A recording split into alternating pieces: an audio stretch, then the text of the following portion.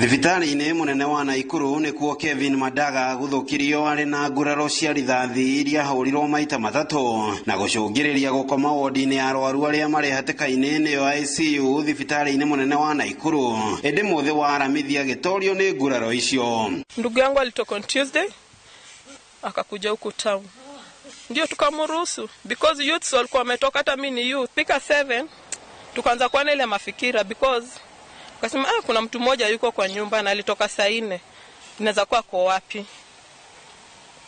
Tukaanza kupiga simu.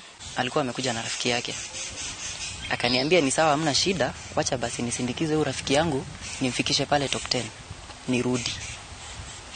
Nikasema ni sawa, hakuna shida, mimi ukienda utanipata tu hapa. Kaniambia juu naenda top 10 si mbali, si tena na baiskeli, nitaiwacha tu hapa nje, wacha ikae hapa na yako. Nikamwambia ni sawa, na wakatoka wakaenda. Kevin never came back.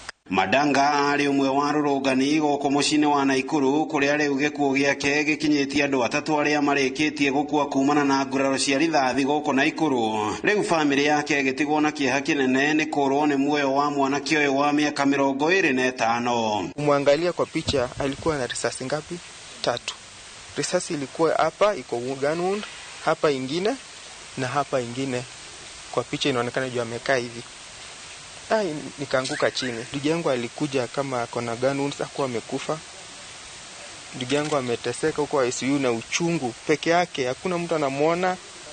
Wametuficha, nimetafuta ndugu yangu. Ndugu yangu alikuwa huko for 2.5 days huko ICU na uchungu.